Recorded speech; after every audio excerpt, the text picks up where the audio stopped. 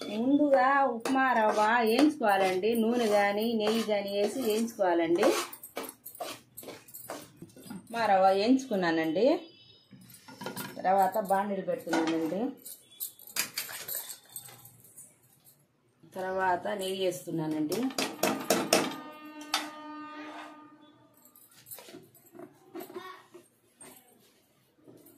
నూనె పోస్తున్నానండి.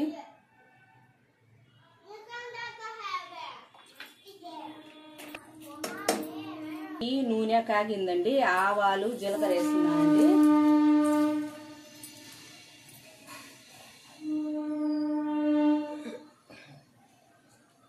తర్వాత ఆవాలు జీలకర్ర వేసానండి. పచ్చెనపప్పు జీడిపప్పు ఎండుమిర్చి వేస్తున్నానండి. తర్వాత వచ్చి అల్లం పచ్చిమిర్చి ఎర్రగడ్డ కరివేపాకు వేస్తున్నానండి. ఇది ఎర్రగా మగ్గాలండి. ఇది ఎర్రగా మగ్గాలండి.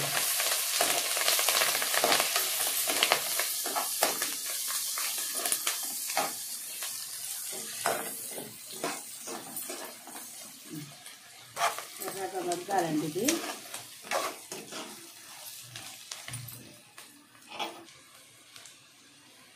బాగా వేగిందండి. ఇది ఒక గ్లాస్ రవ్వకి 4 గ్లాసులు నీళ్లు పోసుకోవాలండి. బాగుంటుంది, మెత్తంగా బాగుంటుందండి. నీళ్లు పోస్తున్నానండి నేను దీంట్లో.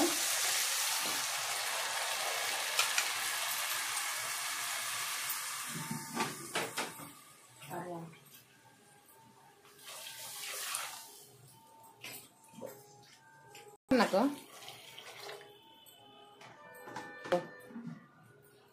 ఒక గ్లాస్ రవ్వకి 4 పట్టలేదండి, 3 గ్లాసులు నీళ్లు పోసానండి.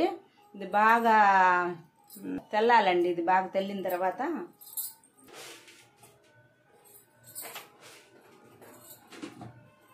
ఉప్పు వేయలేదండి, వేస్తున్నానండి.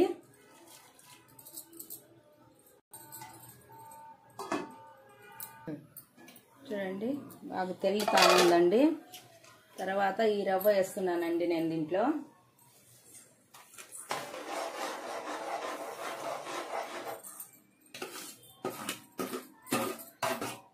నెయ్యిలో వేయించిన రవ్వ కాబట్టి గడ్డ కట్టదండి. రవ్వ వేస్తున్నానండి.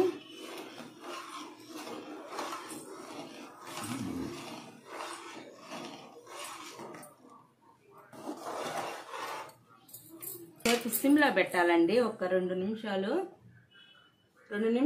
సిమ్లో పెట్టాలండి.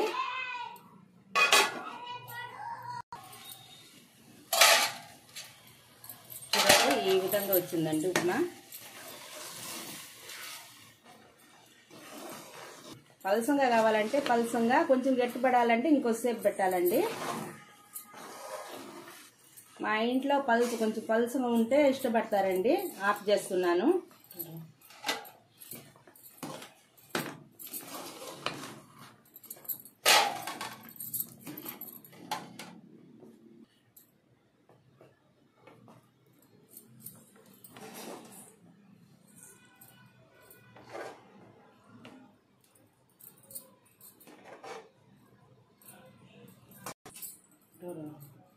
ఉప్మా రెడీ అయిపోయిందండి. చెప్పండి.